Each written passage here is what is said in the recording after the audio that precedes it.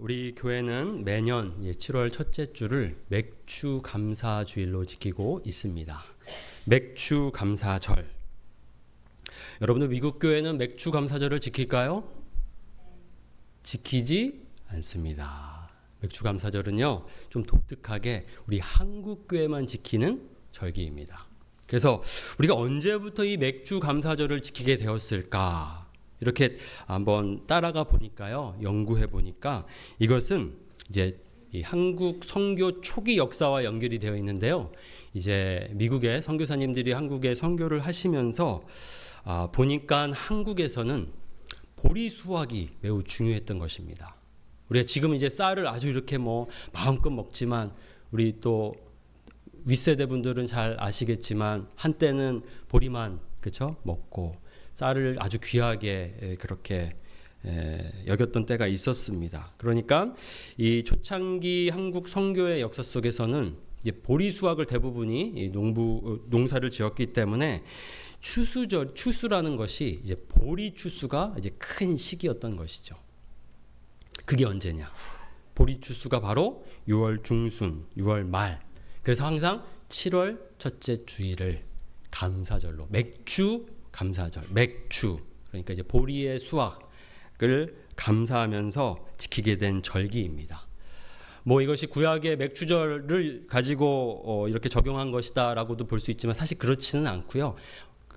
선교에서는 그곳의 문화, 상황을 이렇게 보고 적용하는 것이거든요. 예를 들면 미국에서 지키고 있는 추수감사절, 여러분들 다른 나라에서 추수감사절 같은 의미로는 지키지만 이 시작 자체는 이곳에서 특별한 문화였습니다.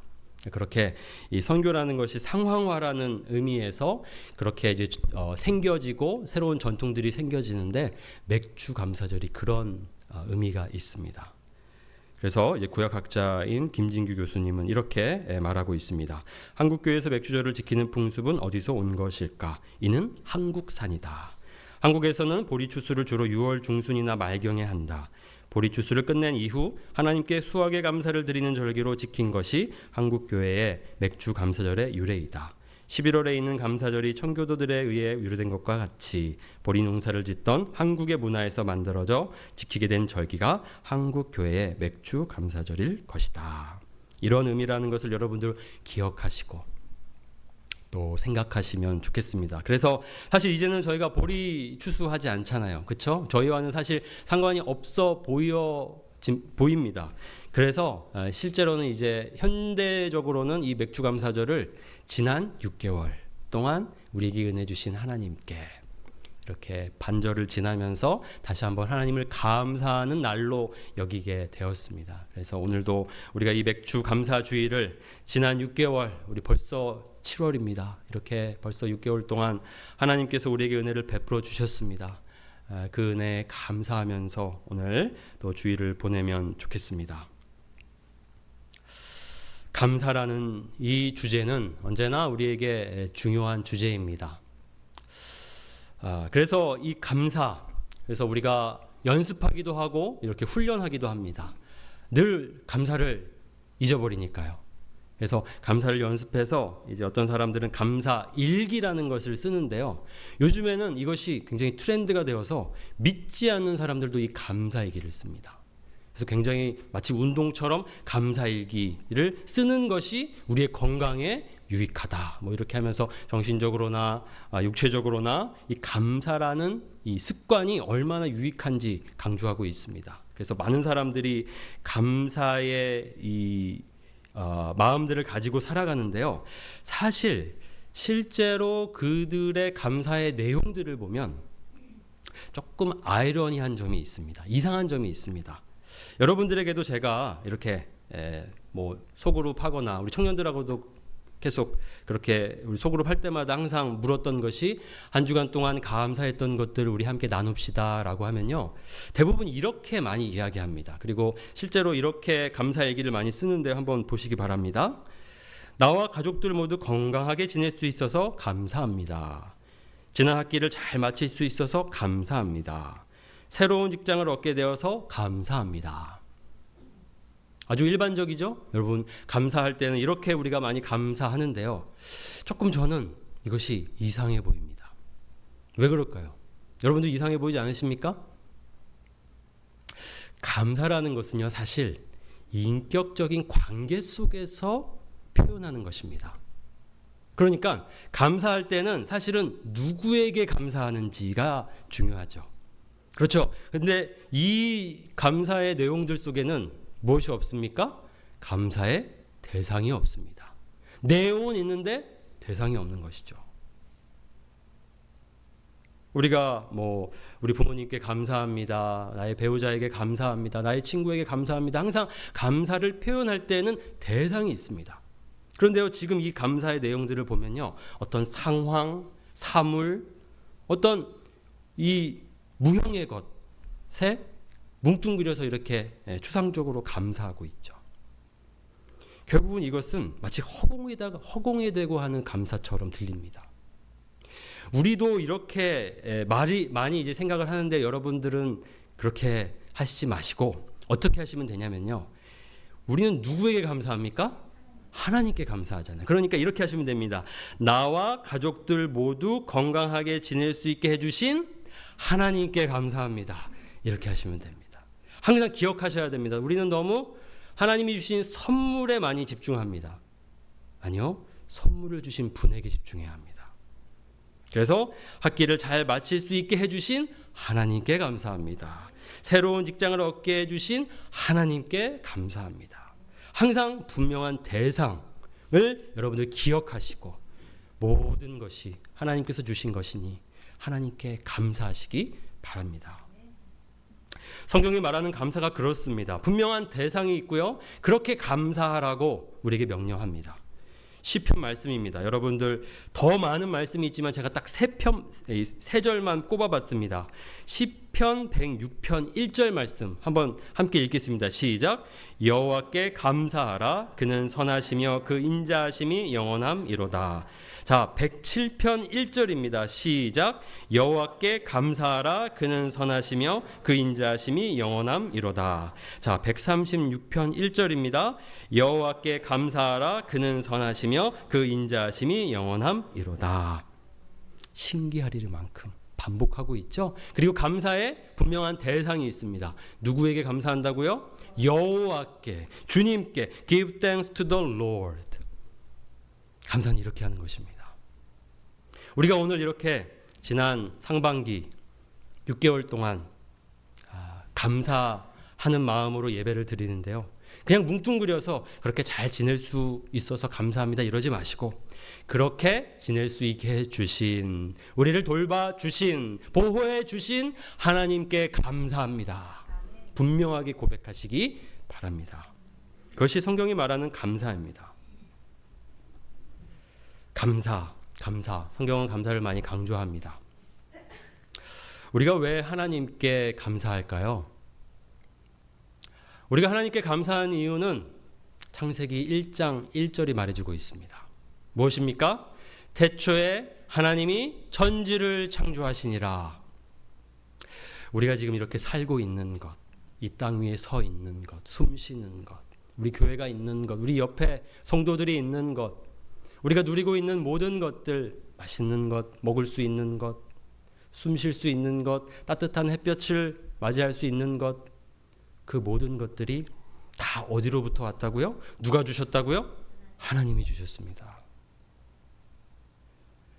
그렇기 때문에 우리는 뭉뚱그려서 저 허공에다가 감사하는 게 아니고요, 나에게 감사할 이유가 있다면 그 모든 것들을 누리게 하신 하나님께 감사하는 것입니다.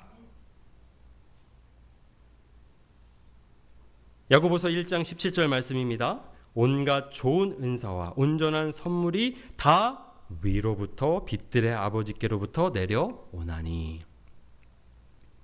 감사는 그래서 신앙 고백으로부터 나오는 것입니다. 우리가 하나님의 창조를 믿기에, 창조주 하나님께서 모든 것을 지어주셨고 지금도 지키고 계시고 우리에게 주고 계시기 때문에 우리는 그 하나님께 감사합니다.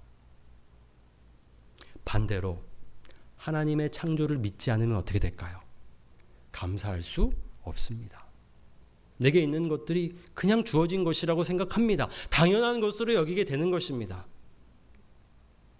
그런데 이상하게도요, 감사하는 마음이 중요하다고 하니까요, 이제 억지로 대상은 사라지고 그냥 이 어떤 일과 어떤 사물과 내게 있는 것들에 대한 그냥 감사를 이렇게 하고 있는데요, 그것은 바람직한 감사가 아닌 것이죠. 성경이 말하는 감사는 인격적인 관계 속에서 우리가 하나님께 감사하고 또 우리 성도들에게 감사하고 누군가에게 감사하는 것입니다. 우리가 하나님께 감사하지 않으면요, 그것은 무엇을 의미하냐면요, 그것은 하나님의 창조를 거부하는 것입니다. 그래서 불신앙은 자연스럽게 감사하지 않습니다. 성경은 그래서 죄의 본질이라고 그것을 말하고 있습니다. 로마서 1장 21절입니다. 우리 함께 읽겠습니다. 시작. 하나님을 알되 하나님을 영화롭게도 아니하며 감사하지도 아니하고 오히려 그 생각이 허망하여지며 미련한 마음이 어두워졌나니. 사도 바울이 죄의 본질을 가르쳐주고 있는 중요한 구절입니다. 본질이 이것입니다. 죄란 영화롭게 해야 할 하나님을 영화롭게 하지 않고 우리에게 모든 것을 주신 하나님께 감사하지 않으며 내 삶의 주인이 나로 여기는 것입니다. 내가 주인되어 나의 욕심과 나의 뜻대로 살아가는 것이 죄입니다. 감사하지 않는 것은 단순한 문제가 아닙니다. 심각한 문제입니다. 본질적인 문제입니다. 그것은요, 불신앙입니다. 창조주 하나님을 거역한다는 의미입니다. 그래서 성경은 계속해서 하나님께 감사하라 라고 말하는 것입니다. 억지로 감사할 수 없습니다. 하나님의 창조를 믿기에 그 믿음으로만 우리가 감사할 수 있습니다. 내게 있는 모든 것 다 위로부터 온 것입니다. 하나님이 주신 것입니다. 자격이 있어서 받은 것이 아닙니다. 다 하나님이 주셨습니다 라고 우리가 믿기에, 창조주 하나님을 인정하기에 그 하나님께 영광을 돌리고 감사하는 것입니다. 그래서 오직 믿는 자만이 온전한 감사를 하나님께 드릴 수 있습니다. 우리의 삶 속에 감사가 없다면 여러분들 돌아보시기 바랍니다. 여러분들이 하나님의 창조주 하나님을 거부하는 것일 수도 있습니다. 그래서 항상 신앙의 시작은 창세기 1장 1절에서 시작합니다. 정말 하나님의 창조를 믿는가? 믿지 않으면요, 문제는 거기서부터 시작됩니다. 내가 예수님을 믿을 필요 없습니다. 창조를 믿지 않는데 예수님을 믿을 이유가 무엇입니까? 창조를 믿지 않으면 그 창조주를 떠났다라는 나의 죄를 인정하지 않는 것이고요. 죄를 인정하지 않으면 구원을 받을 이유가 없습니다. 우리 신앙이 어딘가 이렇게 걸려 있다면, 막혀 있다면 어쩌면 창세기 1장 1절에 걸려 있는지도 모릅니다. 우리는 언제나 매일의 삶 속에서 이 창세기 1장 1절을 묵상해야 합니다. 모든 것이 천지가 하나님께서 지으신 것임을 기억하고 창조주 하나님께 영광을 돌려야 합니다. 우리에게 있는 모든 것이 다 하나님께서 주신 선물입니다. 믿으십니까? 네, 여러분들 하나님의 창조를 믿으시기에 그 고백을 하시는 줄 압니다. 그 고백을 계속 매일매일 그렇게 드리며 사시면 좋겠습니다. 하나님께서는요, 참 많은 우리에게 선물을 주셨습니다. 그래서 찬송가에도 받은 복을 세어보아라, 그렇게 우리가 세어야 한다, 복을 세어야 한다, 얼마나 많은지.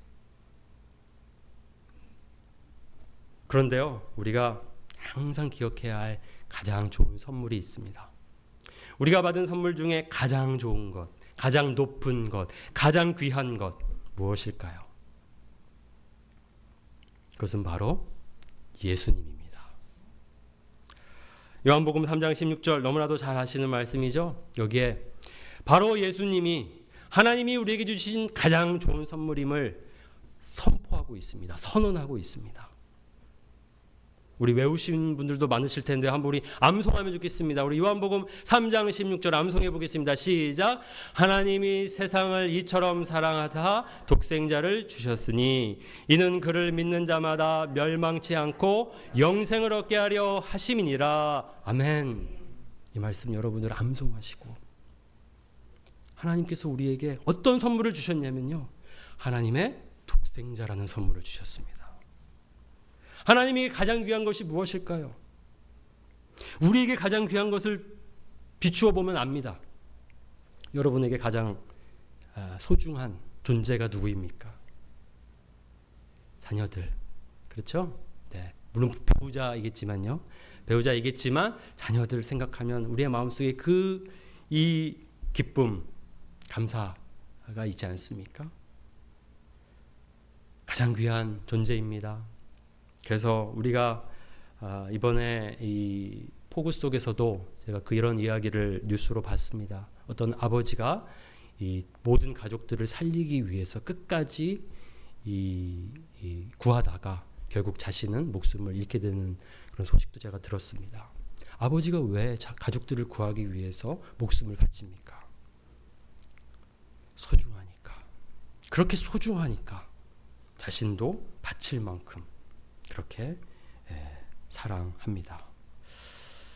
하나님은요, 그런 하나님이 사랑하시는 독생자 아들 예수 그리스도를 우리에게 주셨습니다. 우리가 받은 선물이 바로 예수님입니다. 여러분, 선물 받은 적 없다고 하지 마십시오. 이미 다 주셨습니다. 우리가 왜 불평합니까? 내게 원하는 것 하나님이 주시지 않았다고 흔히 불평하죠? 우리가 지금 구하고 있는 것들, 바라는 것들, 예수님보다 귀한 것들입니까? 그렇지 않죠. 예수님보다 귀한 것이 어디 있습니까? 하나님에게 더더욱 그렇습니다. 하나님에게 더 귀한 예수님을 하나님께서는 우리에게 선물로 주셨습니다.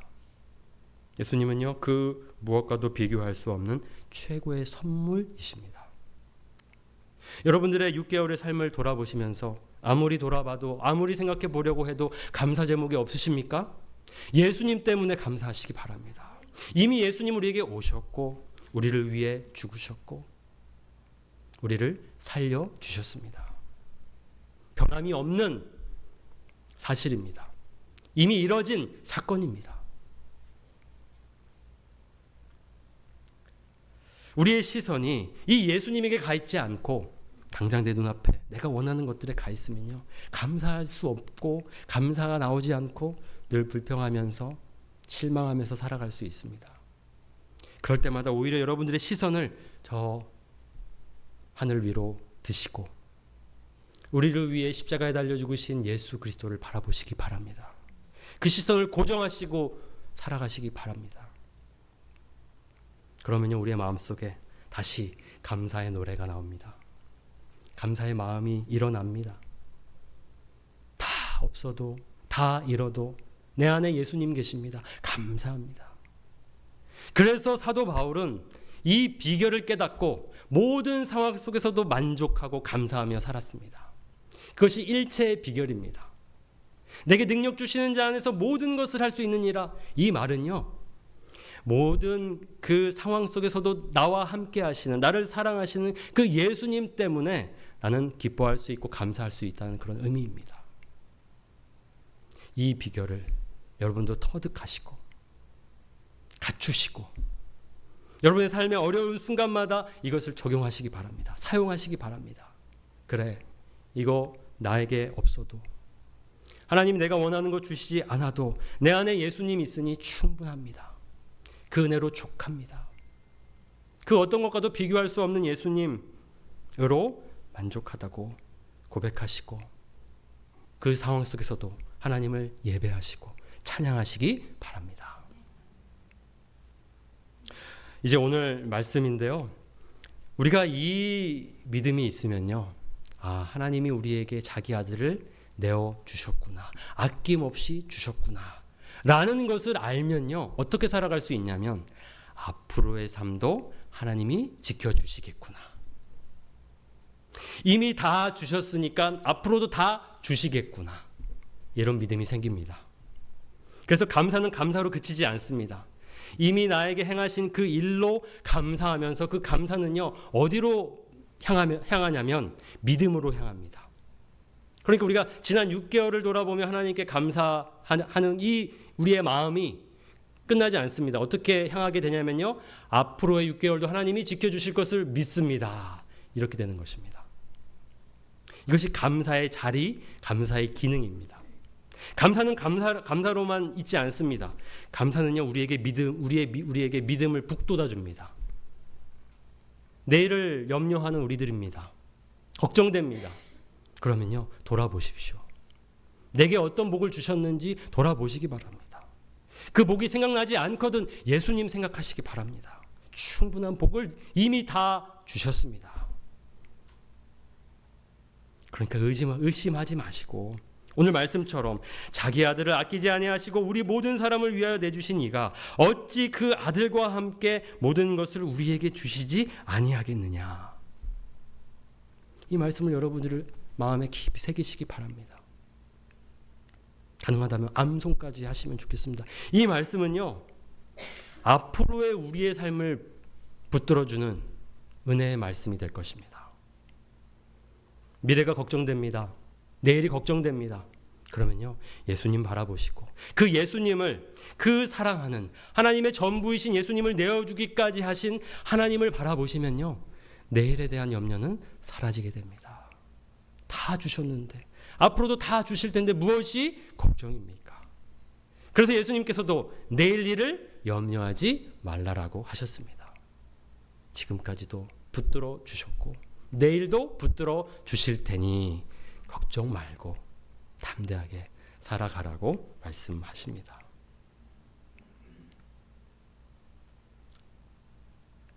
여러분들의 삶의 모든 것에 적용하시기 바랍니다. 앞으로 우리의 삶 가운데 좋은 일들이 많이 생길 것이지만 항상 좋은 일만 있지는 않습니다. 이 말씀이 주어지는 이 문맥을, 앞뒤 문맥을 보면요, 이것이 어떤 문맥에서 나오는 것이냐면 믿는 자가 받는 핍박, 환난에 대해서 말하고 있습니다. 그러면서 하나님께서 우리에게 믿음 가지면 다 잘 되고 다 풀어지고 다 문제 없어질 것이다, 이렇게 약속하지 않으십니다. 하나님은요, 모든 상황 속에서 우리와 함께 하신다고 약속하십니다. 마지막 끝날까지, 세상 끝날까지 내가 너희와 함께 있으리라, 이 약속을 하셨습니다. 그러니까요, 우리의 삶은 하나님이 붙들고 계십니다. 절대로 놓지 않으십니다. 그러니까 어떤 일을 만나도 그것이 환난이든 핍박이든 죽음 앞에 놓여져 있든지 두려워하지 말고 우리를 넉넉하게 이기시는 우리 주님께서 함께하고 계시니, 우리를 부활케 하실 우리 예수님이 우리 안에 계시니 두려워하지 말라고 살라고 하십니다. 예수님이 우리에게 그런 위대한 선물이십니다. 가장 좋은 선물이십니다. 여러분들, 예수님께서 십자가에 달려 죽으셨습니다. 누가 예수님을 죽였습니까? 누가 예수님을 죽였습니까? 그럼 우리는 군사들이요, 본디오 빌라도요, 유대인들이요, 이렇게 얘기할 수 있습니다. 실질적으로는 그렇게 죽였죠. 그런데 성경은 뭐라고 얘기할까요? 하나님이 죽이셨습니다. 우리는 이것을 기억해야 합니다. 하나님이 그 아들을 죽이셨습니다. 선지자 이사야의 말입니다. 53장 10절 말씀입니다. 여호와께서 그에게 상함을 받게 하시기를 원하사. 무엇을 원하셨다고요? 그에게, 그 메시아 그리스도가 상함을 받기를 원하사 질고를 당하게 하셨다. 사람들이 예수님을 십자가에 달려 죽게 했지만 그 뜻은 하나님에게서 온 것입니다. 하나님은요, 예수님을 죽이기로, 상함 받게 하기로 결정하시고 작정하시고 원하셨습니다. 왜 그렇게 하셨을까요? 바로 우리를 살리시기 위해서입니다. 속건 제물이 필요했기 때문입니다. 우리가 하나님 앞에 죄인이기 때문에 우리는 하나님 앞에 진노와 심판을 받을 수밖에 없는 존재들입니다. 우리의 죄의 문제를 해결하지 않으면 우리에게 남은 것은 심판, 멸망, 진노뿐입니다. 그런데요, 하나님 우리를 포기하지 않으시고 우리를 사랑하셔서요, 우리를 건지시기로 작정하십니다. 이 죄의 문제를 해결하시기 위해서 그 죄를 대신하는 희생 제물을 우리에게 주셨습니다. 그분이 바로 예수님이십니다. 그렇기 때문에 어떻게 하나님이 아들을 죽이셨는가? 그 이유가 무엇인가? 우리를 살리기 위해서였습니다. 그의 영혼을 속건제물로 드리기에 이르면, 영어로는 guilt offering, 이 죄를 대신하는 대속 제물이라는 뜻입니다. 그가 씨를 보게 되며 그의 날은 길 것이요 또 그의 손으로 여호와께서 기뻐하시는 뜻을 성취하리로다. 십자가에 달려 죽으셔야, 희생을 치르셔야, 값을 치르셔야 우리가 살기 때문에 하나님은 그 아들을 죽이기로 작정하셨고 실제로 죽으셨습니다. 그 아들을 죽이실 때에 하나님의 마음을 여러분들 헤아려 보셨습니까? 어떤 마음이셨을까요? 그 아들을 내어주셨을 때에 어떤 마음이셨을까요? 우리 자녀들을 생각해 보시기 바랍니다. 하나님의 마음 찢어지도록 아프셨을 것이고 고통스러우셨을 것입니다. 그럼에도 그 일을 막지 않으시고 그 일을 계획하시고 그 일을 이루어 가신 이유는 저와 여러분을 사랑하시기 때문입니다. 저 여러분을 구원하시려고 그 일을 계속해서 해 나가셨습니다. 얼마나 사랑하시면, 그리고 얼마나 우리가 귀하면 예수님이라는 생명을 맞바꾸셨을까? 예수님만 생각하면요, 감사가 없던 우리의 삶 속에 감사가 충만해집니다. 어떻게 우리에게 그 사랑을 보여주셨습니까? 왜 우리가 무엇이길래 우리를 위해 예수님을 내어주셨습니까?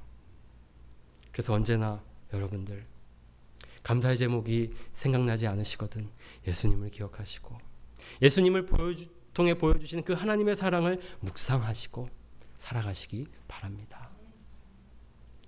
로마서 5장 8절입니다. 하나님께서 얼마나 우리를 사랑하시는지 그 사랑 보여주시려고 예수님을 죽게 하셨습니다.